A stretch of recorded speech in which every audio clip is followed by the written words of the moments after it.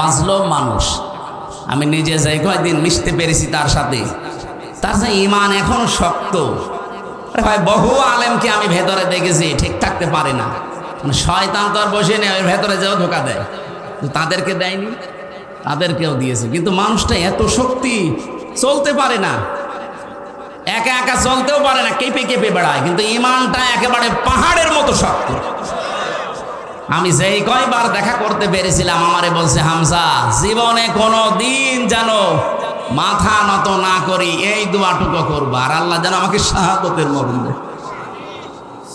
কোরআনের পাখি সারাটা জীবন দোয়া করেছিল, আল্লাহুম্মা ইন্নী আসআলুকা শাহাদাতান ফি সাবিলিক, হে আল্লাহ, মরণ যদি দাও সাধারণভাবে দিও না, শাহাদাতের মৃত্যু দিও।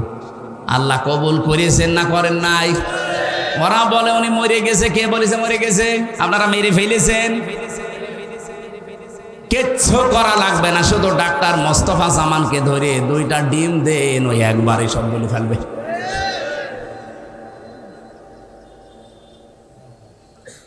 রিমান্ডে যে কষ্ট আমাদেরকে দিয়েছিল, তার 100 ভাগের 1 ভাগ যদি এই মানুষগুলোকে দেন, আল্লাহর কসমে মানুষগুলো সব সত্য বেরিয়ে দেবে।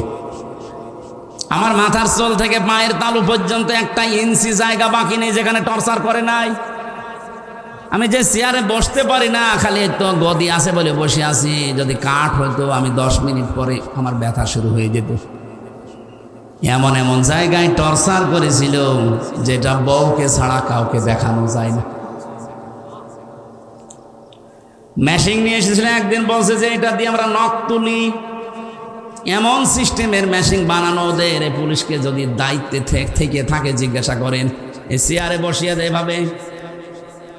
আমার আগে একজন বিএনপির ছাত্র দলের এক ভাইকে নিয়ে গেল চট্টগ্রামে বাড়ি, যাওয়ার সময় ভালো মানুষ গেল, আসার সময় দেখি বাবা মা বলে চিৎকার করছে, হাতের দিকে তাকিয়ে দেখি 1টা নখও নেই।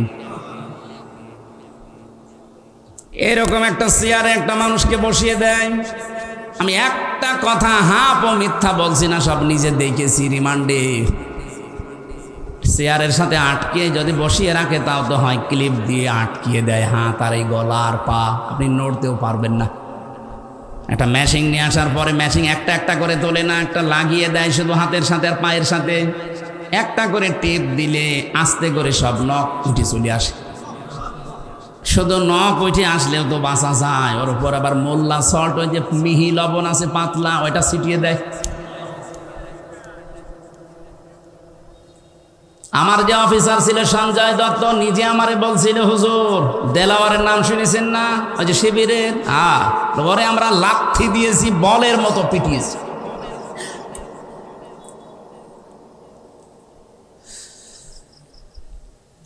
দাড়িপাল্লার প্রতীক শুধু আমরা দেখতে পাচ্ছি, কিন্তু ন্যায় বিচার আজও পাইনি। আমার মন ডেকে বলে, এবার যদি সত্যিই দাড়িপাল্লা আমরা দেখতে পাই, আমরা চাচ্ছি যারা দায়িত্বে আছে, ন্যায়ের এই পথিক, এই দাড়িপাল্লা এবং নিবন্ধন ফেরত দেওয়া লাগবে। এত মানুষ জীবন দিয়েও যদি বৈষম্যের শিকার হয়ে থাকা লাগে, তা আবার কি আগস্টের 5 তারিখ আসলে আপনারা কিছু নেবেন? ভার সহ্য করতে পারবেন না? আগস্টের 5 তারিখ আসার আগেই যেন দেশটা স্বৈরাচার মুক্ত যেমন হয়েছে, বৈষম্য পোড়া মুক্ত হয়ে যায়।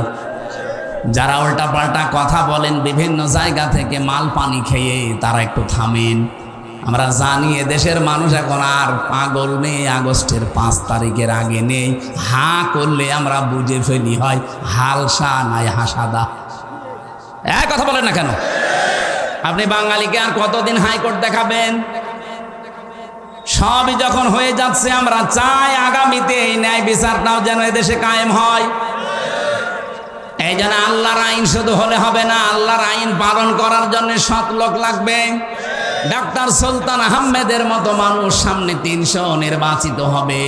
এর ভেতরে 151 জন যদি এমন তৈরি হয় যারা কোরআন বুকে নিয়ে সংসদে যেতে পারবে। কথা বলে না কেন? 151 জন সুলতান সাহেব যদি যায় সংসদে, প্রথম অধিবেশনে যদি বলে, মাননীয় স্পিকার, আমরা নামাজের বিল চাই, আমরা জাকাত ভিত্তিক অর্থনীতি চাই, উনি যদি বলে হাত তোলেন কারা চান, 300 এমপির ভেতরে যদি 151 জন সুলতানের মতো মানুষ হাত তোলে, ওই দিনই বিলটা কায়েম হয়ে যাবে। পরের দিন 18 কোটি মানুষ এই দেশে নামাজ পড়তে বাধ্য। বলেন, আপনি ভোট দিয়েছিলেন সুলতান সাহেবকে একটা, আর মানুষ নামাজ পড়ছে কত? প্রতিদিন আপনি 18 কোটি মানুষের নামাজ পড়ার সওয়াব একা একা পেয়ে যাবেন। তাহলে এটা আপনার কাছে রাজনীতি মনে হয়, দুনিয়ার কাজ মনে হয় কি করে? আপনাকে দিলে মনে হয় ভোট, আর ওনাকে দিলে মনে হয় ধর্মের নামে রাজনীতি। ভণ্ডামি করার জায়গা পান না? এরকম কিছু পাগল দেশে আছে না? তাদের কথা এইটা যে আপনারা ইসলাম নিয়ে রাজনীতি করেন। তো ইসলাম নিয়ে রাজনীতি না করলে যেটা করবেন ওটা হবে দুর্নীতি। এটা 55 বছরে প্রমাণ হয়নি? যারা ইসলামের বাইরে রাজনীতি করেছে তারা দুর্নীতি করেছে, যারা ইসলাম দিয়ে রাজনীতি করেছে তাদের রাজনীতি জীবন কত স্বচ্ছ। মাওলানা মতিউর রহমান নিজামী হাফিজাহ কি রহমতুল্লাহ আলাই, আমার কুষ্টিয়ার নিজের সাক্ষী আমি, যে চিনির মিল আছে, যে আখ সেন্টারের মিল নেই, ওটা স্বাধীনতার পর থেকে আজ পর্যন্ত কোনোদিন লাভের মুখ চোখে দেখে নাই। শুধু একবার লাভ হয়েছিল, যেইবার মাওলানা নিজামী সাহেব মন্ত্রী ছিলেন, ওই একবার। কেন বার এই 54 বছরে হয় না কেন? যার মানে দুর্নীতি হয়। কথা বলো। এমনকি চুয়াডাঙ্গার দর্শনা যে কেরুজ মিল, চিনির মিল, এই 54 বছরে কোনোদিন লাভ হয়নি। একবার শুধু তারা লাভের মুখ চোখে দেখেছিল, যেইবার শিল্পমন্ত্রী ছিল মাওলানা নিজামী। আমি নিজে ওই সময় তখন ওখানে পড়তাম দর্শনা মাদ্রাসায়।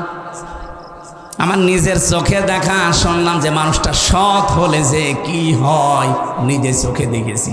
মাওলানা নিজামী যাকে পাঠিয়েছেন, এরকম একটা ছোটখাটো মানুষকে, ছোট্ট মানুষকে পাঠিয়ে দিয়েছে। উনি এমডি, উনি রাত 3টার সময় এসে পৌঁছিয়েছে, কাউকে কিছু বলে নাই। সকাল 10টা থেকে যেহেতু ডিউটি শুরু হবে, মেন গেটে যাওয়ার পরে দারোয়ানকে পরিচয়ও না দিয়ে চুরি করে একেবারে গোপনে এসেছে।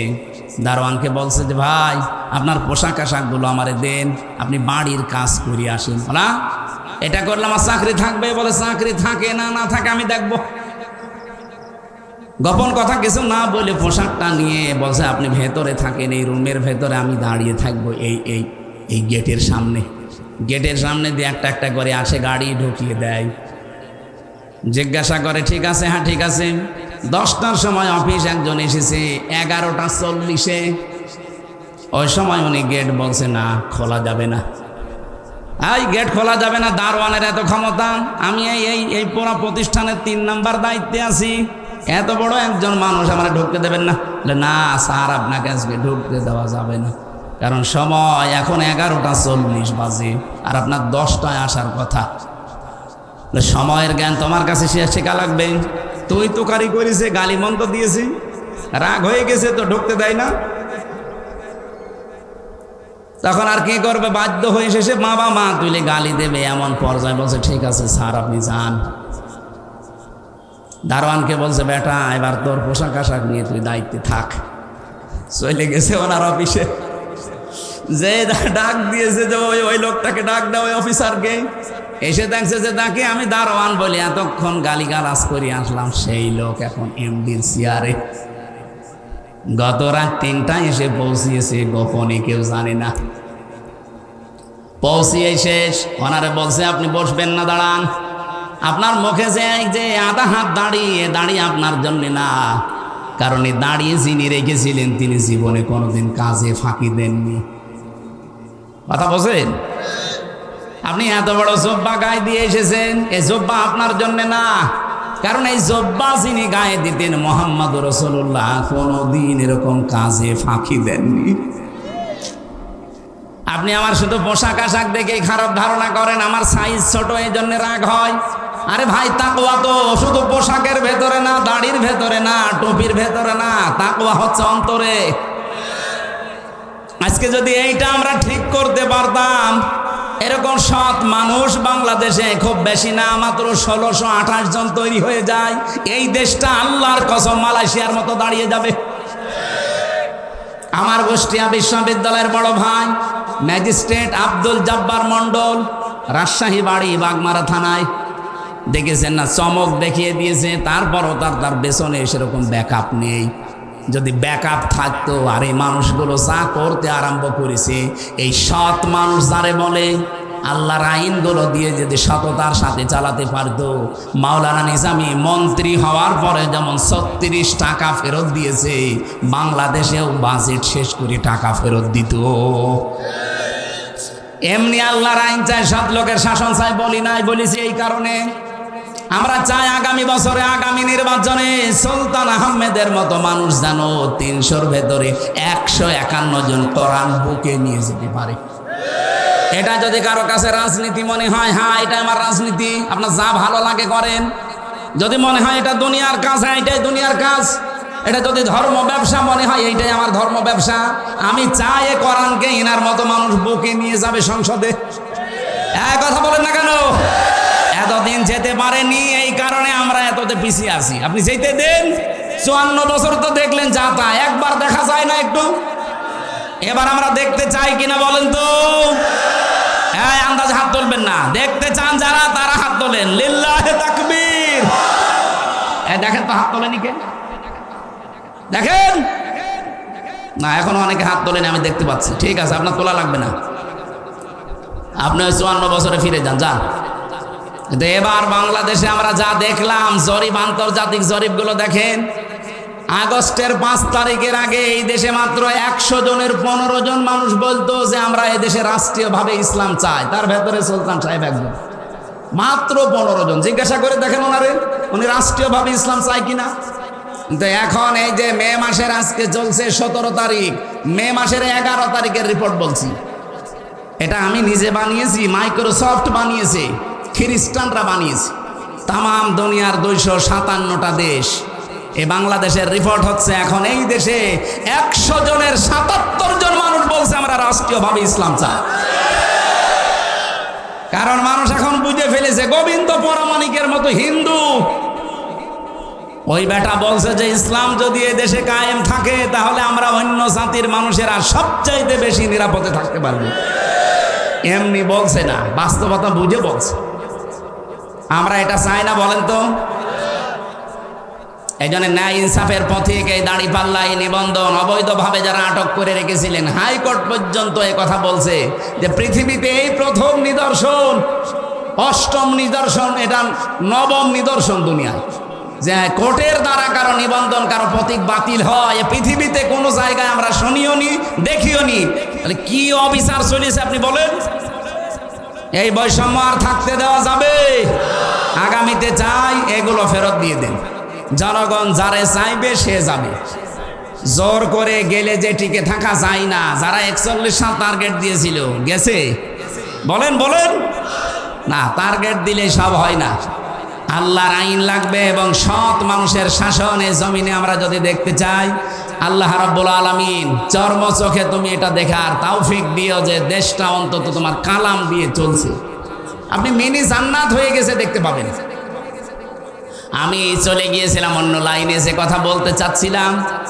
প্রথম আমি আরম্ভ করেছিলাম এই কথা নিয়ে যে পৃথিবীতে আপনি 3টা জায়গায় সম্পদ খরচ করলে জবাব দেওয়া লাগে না। তার ভেতরে 1 নম্বরে কোরআন প্রসারে, কোরআন প্রসারে, কোরআন শিক্ষায়, আর কোরআন কায়েমে।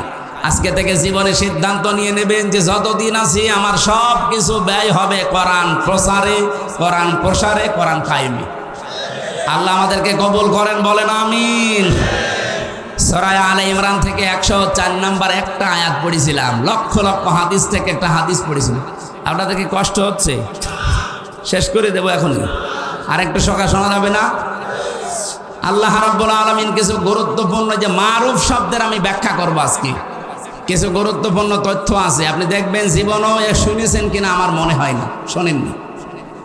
ওয়ালতাকুম মিনকুম উম্মাতুন, আল্লাহ তাআলা সহজভাবে না বলে গ্যারান্টি দিয়ে বলছেন অবশ্যই তোমাদের ভেতরে একটা দল থাকতেই হবে। যারা দলদারির কথা শুনলেই মনে মনে রাগ করেন, দল করা লাগবে মানে আমি কি নামাজ পড়ি না, রোজা রাখি না, আমার বউ পর্দায় থাকে, আমি হজ করে এসেছি, আমার দলদারি করা লাগবে মানে? আল্লাহ বলছেন একটা দল থাকা লাগবে। আপনি কি আল্লাহর চাইতে বেশি বোঝেন? বলেন। ওয়ালতাকুম মিনকুম উম্মাতুন, উম্মাতুনের আগে আলিফ লাম নেই যে দলটি না, উম্মাতুন মানে একটা দল। অবশ্যই তোমাদের ভেতরে মধ্যে একটা দল থাকতেই হবে। কি করবে সেই দল? ইয়াদউনা ইলাল খায়র, যারা ভালো কাজে মানুষকে ডাকবে। এখন ভালো কাজ কি? আমরা বাংলাদেশের মানুষ অধিকাংশ মনে করি ভালো কাজ মানে চলো ভাই সলিমুদ্দিন নামাজ পড়তে যায়, ভালো কাজ। কে বলেছে আপনাকে? চলো ভাই সলিমুদ্দিন ওই জায়গায় মিলাদ হচ্ছে, একটু মিলাদে যাই। কে বলেছে এটা ভালো কাজ? ভালো কাজ কোনটা এ ব্যাখ্যা দেবে আমির হামজা। কথা বললেন না? আপনি ডাক্তার সুলতান সাহেবের ব্যাখ্যা শুনলে মানবেন? হামজা যত বড় আলেম হোক, হামজার ব্যাখ্যা মানবেন যতক্ষণ হামজা এবং সুলতানের ব্যাখ্যা আল্লাহর সাথে না মিলবে। আল্লাহ পাক বলেন ভালো কাজ কোনটা? কোরআন শরীফ আপনি পড়বেন, একটার সাথে আর একটা মিল করা আছে। ভালো কাজ আমি নিজে দেখেছি কোরআনের সফের ভেতরে, দালিকুম খায়রুল লাকুম।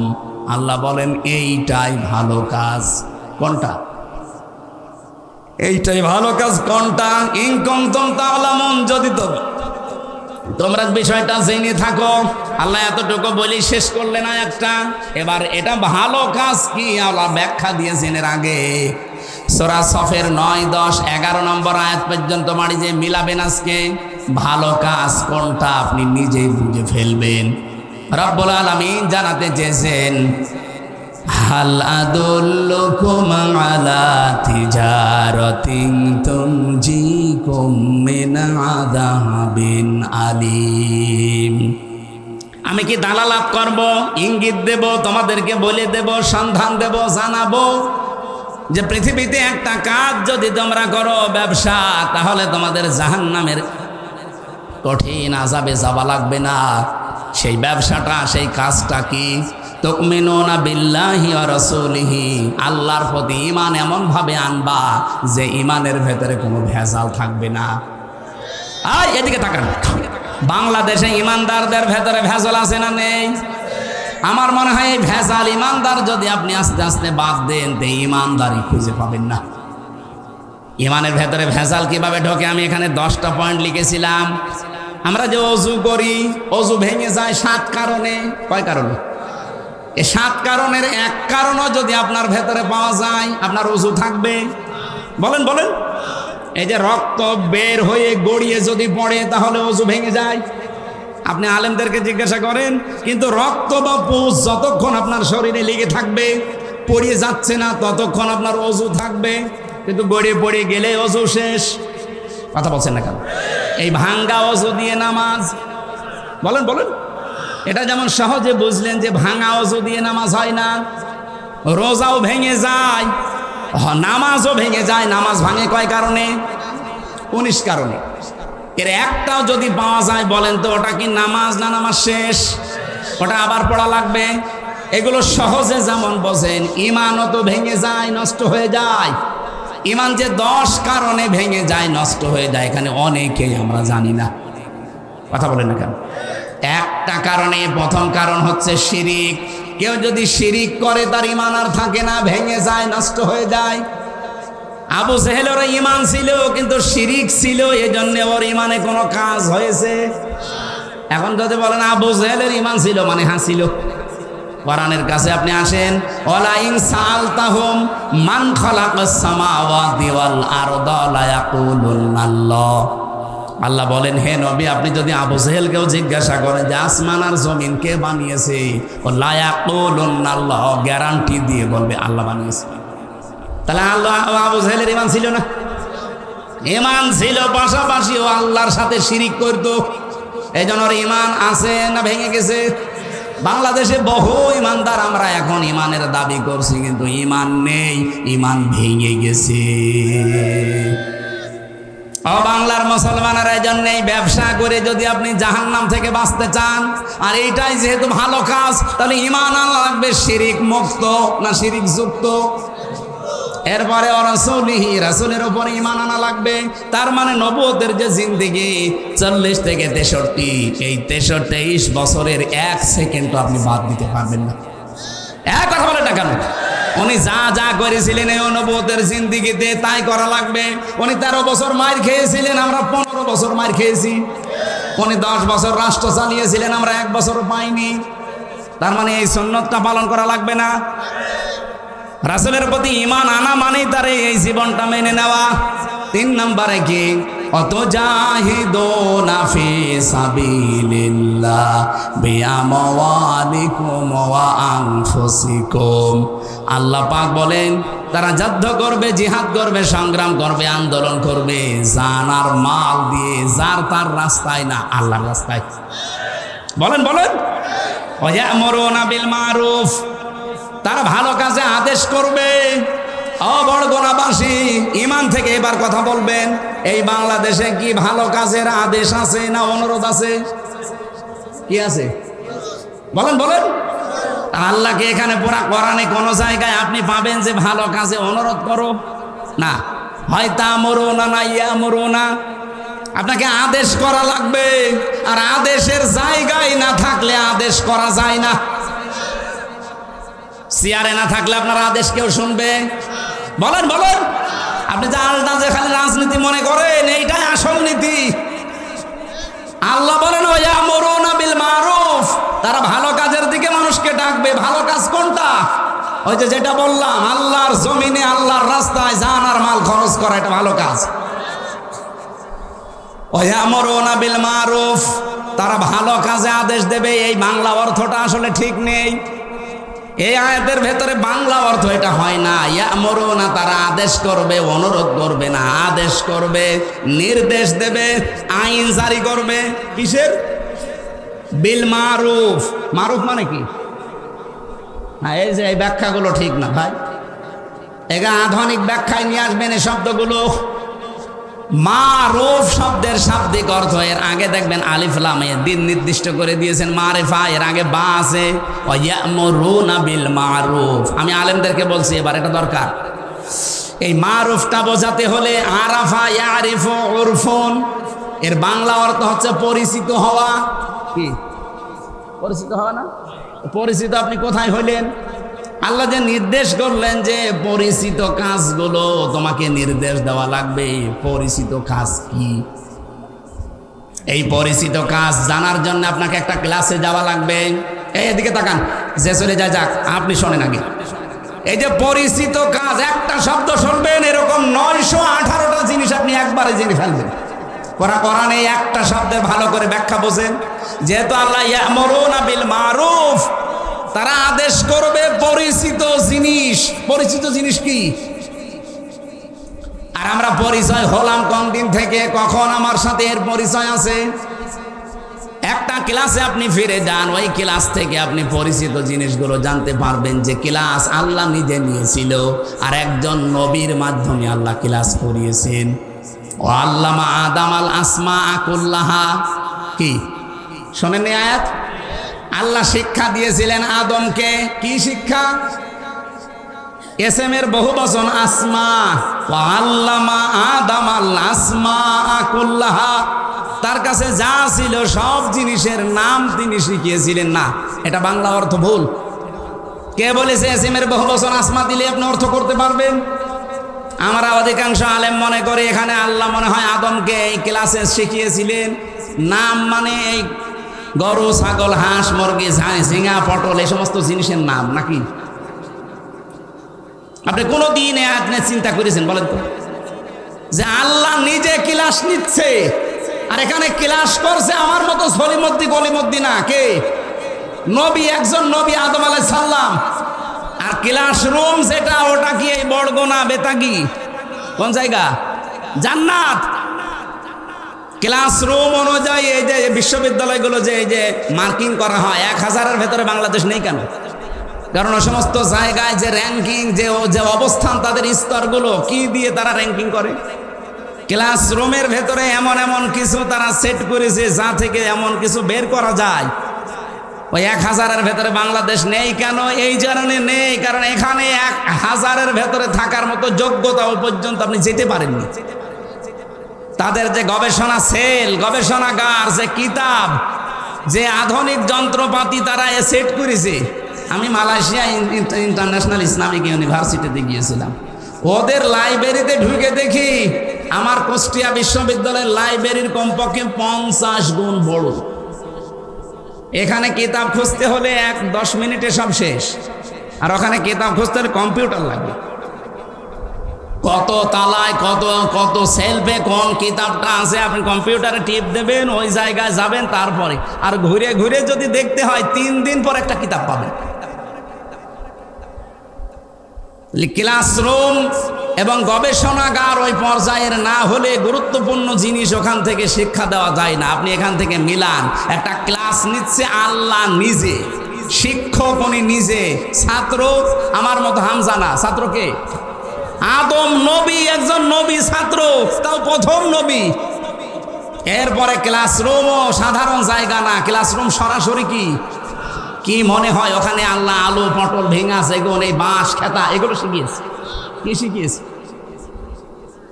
এই যে ইয়ামুরুনা বিল মারুফ, আমরা যেটা বলি যে সৎ কাজের আদেশ করো, কে বলিস আপনাকে? এই পৃথিবীতে যত ভালো ভালো কাজ, ওয়ায়ানহাউনা আনিল মুনকার, তারা নিষেধ করবে না, শুধু বাধার সৃষ্টি করবে না। শব্দের শাব্দিক অর্থ হচ্ছে প্রতিবন্ধকতা সৃষ্টি করা। এই নদীতে স্রোত চলছে, আমি আর ডাক্তার সাহেব যদি বলে ওই স্রোত বন্ধ হয়ে যা, হবে? এটা বন্ধ হওয়ার জন্য কি করা লাগবে? বাঁধ দেওয়া লাগবে। কথা বলছেন না কেন? বেড়ি দেওয়া লাগবে। কথা বলেন। এখানে আমার মতো ডাক্তারের মতো কাবার ইমাম নিয়ে এসে যদি বলেন সু মন্তর সু দিয়ে দিলাম, বন্ধ হবে না, বাদ দেওয়া লাগবে। অন্যায় বন্ধ করার জন্য শুধু ওয়াজ করলে হয় না, অন্যায় বন্ধ করার জন্য আইনের পাশাপাশি বাধা দেওয়ার মতো পেছনে এরকম সাপোর্ট লাগে। শুধু বাদ দিয়ে ছেড়ে দেবেন আবার ভেঙে যাবে, পেছনে বাঁশের সাপোর্ট দেন, ওটা টিকে থাকবে। স্বীকার করেছে যে আমরা করেছি তো হয়েছে কি, আমার কি কর? আমি বললাম এর বিচার হচ্ছে এই মাটির ভেতরে বুক পর্যন্ত গেড়ে দিয়ে পাথর মেরে মেরে ফেলা, এটা কোরআনের বিচার। এটাকে আমি বানিয়েছি, সূরা নূরের ভেতরে আছে না? এখন এটা বলার পর এখন যদি গ্রামবাসীকে বলতাম যে আপনারা আরম্ভ করেন, আমার মনে হয় ওই মহিলা আর ওই পুরুষকে সঙ্গে সার করার আগে আমার এই সঙ্গে সার করছে। ওই যে পুলিশ আছে ধরে নিয়ে যেত, বলতো হুজুর এই দেশে কোরআনের আইন আছে, আপনি ফতোয়া দেন, কার্যকর করতে গেলেন কোন কারণে? আল্লাহ বলেন ওয়ায়ানহাউনা আনিল মুনকার, অন্যায় কাজে শুধু নিষেধ করবে বাবা সলিমদ্দি এটা করো না। না, ইসলামের আইনগুলো অনুরোধ না, এটা আদেশ। ডু ইট, এটা কর। আল্লাহ কি এরকম আদেশ করে নাই কোরআনে? নাকি বাবা সলিমদ্দি চলো একটু নামাজ পড়তে যায়? কে বলিস আপনাকে? ওয়ায়ানহাউনা আনিল মুনকার, বাধার প্রাচীর তৈরি করা লাগবে। আমরা 54 বছর এটা পারি নাই, যেহেতু এই যে ভালো কাজ কোনটা এটা আজও আমরা জানি না অনেকে। এটা ক্লাসরুমে আল্লাহ শিখিয়েছিলেন আদমকে। এই আসমা মানে শুধুমাত্র নাম না, এই গাছপালা মাইক এগুলোর নাম না। এই আসমা মানে যত রকমের ভালো ভালো কাজ আছে, এই অন্যায়ের বাধা দেওয়া আছে, সবগুলো ওই ক্লাসে আমাদের আদম নবীকে, আদি পিতাকে আল্লাহ একদিনে শিখিয়েছিলেন, যেটা ফেরেশতারা জানতো না। কি কথা বলেন না কেন? ওই দিন থেকে আমরা যেহেতু আদমের পৃষ্ঠদেশ থেকে বের হওয়া, ওয়াইদ আখাযা রাব্বুকা মিন বানি আদামা মিন যুহুরিহিম যুররিয়াতাহুম, স্মরণ করো ওই সময়ের কথা যখন আদম নবীর পৃষ্ঠদেশ থেকে তার সন্তানদেরকে আমি আল্লাহ বের করেছিলাম। যেহেতু আমাদের বাবা ক্লাস করেছিলেন, বাবার পেট থেকে আমরা বের হয়েছিলাম, উনি যা যা জেনেছেন সবগুলো আল্লাহ আমাদেরকে ওই বাবার পেট থেকে বের করার সময় জানিয়ে দিয়েছে। এজন্য দুনিয়ায় আসার পরে কেউ যদি লেখাপড়া নাও করে, ও যদি জ্ঞান অর্জন নাও করে, ওই এক ক্লাসে যা পেয়েছে কোনটা ন্যায় কোনটা অন্যায় ও কিন্তু এমনি জানে। এক কথা বললেন না কেন? তো এই যে ন্যায় কোনটা অন্যায় কোনটা আপনাকে কোন ক্লাসে শিখিয়েছে বলেন? ওই ক্লাসে যেদিন আমার বাবা ক্লাস করেছিল। আমরা এইভাবে যদি আসমার ব্যাখ্যাগুলো আর শোনাতে পারতাম সারা দেশে, যে ভালো ভালো কাজ কোনটা, এখানে 500টা ভালো কাজের নাম আছে। কয়টা জানি আমরা ভালো কাজ? খালি ভাই সলিমদ্দি নামাজ পড়তে যায়, চলো রোজা রাখি, চলো একটু দাড়ি রাখি, এই ভালো কাজ? ইসলামের কোন কাজে অনুরোধ আছে? সব কাজে আছে আদেশ। যেই দল এই কাজগুলো করতে চায় যে ভালো কাজে আদেশ করা হবে, অন্যায় কাজে বাধার প্রাচীর তৈরি করা হবে, আল্লাহ বলেন উলাইকা হুমুল মুফলিহুন, এরাই সফল কাজ। বাংলাদেশে 73টা দল কাজ করছে। বিবেক দিয়ে বলেন যে এই কর্মসূচিগুলো কোন দলে আছে। যাদের দলে আছে সেই সফল কাম দলে আপনাকে থাকার আহ্বান জানাচ্ছে। এখন যদি আপনার মনে হয় যে না এটা রাজনীতি, হ্যাঁ এটাই আমার রাজনীতি, কোন আলেম নিয়ে এসে বসাবেন, এখানে বসেন আমার আয়াতের ব্যাখ্যা বল ধরতে। আমরা আসমার ব্যাখ্যা বুঝি না, মারুফের ব্যাখ্যা বুঝি না, নাহার ব্যাখ্যা বুঝি না, ওই মানধাত আমলে যা লেখা আছে ওইটা পড়ে পড়ে শেষ করে দিই। আজ ভালো কাজগুলো আমরা একটা অনেকে জানি না। 500 ভালো কাজ আছে এই কোরআনে, নিষেধ আছে 500, একটাও চলে না। আন্দাজে বিশাল মমিন হয়ে বসে আছে। সফলতার জন্য সূরা বালাদের যেটা পড়েছিলাম না, 5টা গুণ থাকা লাগবে। তার প্রথম গুণ এইটা যে মানুষের দাসত্ব থেকে মানুষকে যারা মুক্ত করার জন্য চেষ্টা চালায়, আও ইউতাআমুন ফি ইয়াউমিন ফি মাসগাবা, যারা এতিম মিসকিন অসহায় এদের পাশে যারা দাঁড়ায়। আগস্টের 5 তারিখের পর থেকে আপনি তাকান, কত জায়গায় বন্যা দুর্ভিক্ষ দেখা দিয়েছিল বিভিন্ন এলাকায়। এদেশের টাকাওয়ালা মানুষ নেই, কয়জন এগিয়ে গেছে? আমরা তো দেখলাম শুধু জামাত ইসলামী বাংলাদেশ, এরা এদের নিজেদের সংসার চলে না, তারপরও ফেনিতেছে, হাঁটু পানিতে গলা পানিতে নেমে নেমে খাবার দিয়ে আসতেছে। আপনাকে এগুলো ওয়াজ করে বোঝানো লাগবে, আপনি দেখেননি? সফল হওয়ার জন্য তারা কোরআন থেকে কর্মসূচি নিয়েছে, আর আপনি সফল হওয়ার জন্য আমেরিকার কাছ থেকে নিয়েছেন। জীবনও সফল হতে পারবেন না। এতিমান যা মাকরাবা, করিব থেকে এসেছে এটা। যারা এতিম মিসকিন অসহায় মানুষ এদের পাশে যারা দাঁড়ায়, আত্মীয়র পরিচয় দেয়। বহু মানুষ এই বড়গোনায় আছে, ধর্ম আত্মীয় পাতিয়েছে সেই বরিশাল, মাসে মাসে 3 বার করে যায়, আর নিজের বোন গরিব, একদিনও যায় না। কথা বলুন, আপনি সফল হতে পারবেন? আর এগুলোর পেছনে যারা কলকাঠি নাড়ায়, তারা হয় আপনার শাশুড়ি নয় আপনার বউ। আপনার বউর কারণে, শাশুড়ির কারণে, পরিবারের কারণে রক্তের সম্পর্কগুলো আজ আমরা ঠিক রাখতে পারি না। নিজের আপন ভাইয়ের সাথে আমার মিল নেই আমার বউর কারণে। আমার নিজের আপন বোনের বাড়ি আমি যেতে পারি না, তার হক আদায় করতে পারি না আমার বউর কারণে। এরকম বউ দেশে নেই? কার বউ এরকম মন ছোট? হাত তোলেন তো। একজন, তাও তো আল্লাহর ওলি একটা আছে। আয় না, ওই এমনি হাত তোলে না, ওই তো কোন জাহান্নামে আছে ওটের পাচ্ছে। সম্মানিত মা বোনরা, আপনারা এসেছেন কেন আমি জানি না।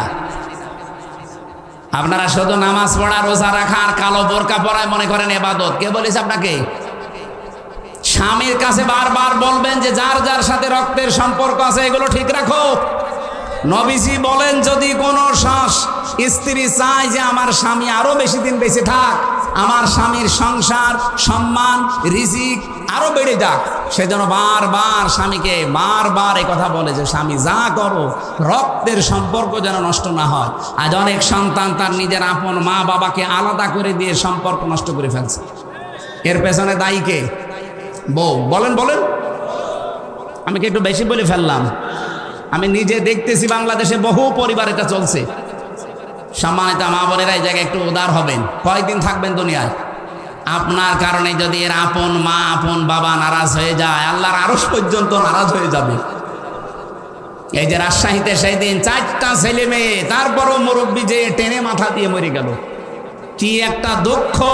মানসিক যন্ত্রণায় থাকলে একটা জিন্দা মানুষ এই কাজ করতে পারে? এই যে পলাশ সাহা এএসপি, এই যে স্যারকে জিজ্ঞাসা করে দেখেন, একজন এএসপি, তার মানে একটা জেলার দ্বিতীয় দায়িত্বে আছে সেই লোকটা। খালি বউ আর মা, এই 2 জনের মনোমালিন্যের কারণে লোকটা দুনিয়া থেকে বিদায় নিয়ে নিজের অস্ত্র দিয়ে নিজে মরে গেছে। মা বোনেরা, আমি আশা করছি শাশুড়ি যারা এসেছেন পুত্রবধূকে একটু ছাড় দেবেন আপনার ছেলেটার জন্য। আর বউ যারা এসেছেন, যেহেতু 25-30 বছর আমার পেছনে আমার মা আর বাবা শ্রম দিয়েছে নিঃস্বার্থভাবে, সুতরাং কিছু না কিছু সহ্য করা লাগবে।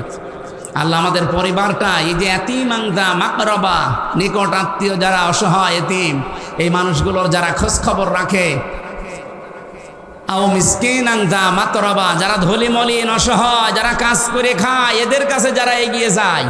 আজ বাংলাদেশে বললাম 73টা দল, কিন্তু একটা দলের কর্মসূচি এই অনাথ, ধোলামলিন, শরীরের ভেতরে ঘাম ঝরছে, গন্ধ বের হচ্ছে, এরকম মানুষের কাছে যে খাবার, পানি, স্যালাইন এই গরমের ভেতরে দিয়ে বেড়ায়। এ জেলায় দিয়েছে কিনা আমি জানি না, আমার কুষ্টিয়াতে অলরেডি দিয়েছে এবং দেখতেও পাচ্ছি। অনেক মানুষ আবার টিটকারি করে, 20 টাকার পানির বোতল, আরে 10 টাকার স্যালাইন, 30 টাকা দিয়ে আবার আপনি 30 টাকাও দিয়েছেন? কত 30 টাকা অন্তত দিয়েছে এক একজনকে। যদি 500 মানুষকে দেয় কত 30 হয়? আর আপনি কয় টাকা দিয়েছেন? আপনি তো ঘর থেকেই বের হন না। এই কর্মসূচি যারা হাতে নিয়েছে তারা মানিয়ে না, কোরআন থেকে নিয়েছে। সুম্মা কানা মিনাল্লাযীনা আমানু, তাদের আরেকটা গুণ আছে, তারা ঈমান আনার পরে ওয়াতাওয়াসাউ বিস সাবরি ওয়াতাওয়াসাউ বিল মারহামা, দুনিয়ায় যত কঠিন পরিস্থিতি হোক ধৈর্য ধারণ করে, সবর করে, যে যার পাপের শাস্তি সে পেয়ে যাবে। এবং তারা রহমদিল হওয়ার জন্য একে অন্যকে উপদেশ দেয়। ওলাইকা সাহাবুল মাইমানা, আল্লাহ পাক বলেন এই মানুষগুলোই সৌভাগ্যশালী, এরাই সফল কাম হবে। আল্লাহ এদের দলে শামিল হওয়ার তৌফিক আমাদের দান করেন, বলেন আমিন। আমি জেলখানায় বসে বসে যে কাজগুলো করেছিলাম তার ভেতরে অন্যতম একটা বই লিখা, বহু কষ্ট করে পারিবারিক জীবন নিয়ে, মেয়েদের এই জীবন নিয়ে লিখেছিলাম। আর বাইরে থাকতে লিখেছিলাম 6টা। এই 7টা বই আমার এখন পাবলিশড আছে। তার ভেতরে এই বইটা গুরুত্বপূর্ণ। এটা দাম্পত্য সমস্যা এবং তার সমাধান মেয়েদের জন্য। যারা আছেন মায়ের জন্য, মেয়ের জন্য, বোর জন্য নিয়ে যাবেন, যে পড়াবেন। 120 পৃষ্ঠা আছে। আর একটা আছে শিক্ষিত মানুষদের জন্য, সৃষ্টি নিয়ে লিখেছিলাম, এটাও শিক্ষিত মানুষরা পারলে নিয়েছেন। আর একটা আছে মেয়েদের আদর্শ, কারা কারা আদর্শ হবে। আজকে যে নারী কমিশন জমা দিচ্ছে, যা আজকে সকালে মিছিল করেছে, যারা বাঁধন সহ যারা মিছিল করেছে, ওইগুলোকে আপনার আদর্শ হবে নাকি আর আদর্শ হবে কারা? এর মধ্যে আছে, ওই গাড়িতে আছে মনে হয় নাকি, এই যে বামে গাড়িতে আছে, যাওয়ার সময় নিয়েছেন। আল্লাহুম্মা আমিন।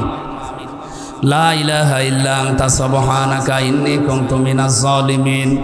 আল্লাহুম্মা গফিরলি ওয়ারহামনি ওয়াহদিনি ওয়াফিনি ওয়ারযুকনি ইয়া রাব্বাল আলামিন। আল্লাহ তাআলা সারা জীবন অপরাধ করে জীবনটা নষ্ট করে ফেলেছি। হাত উঠায়া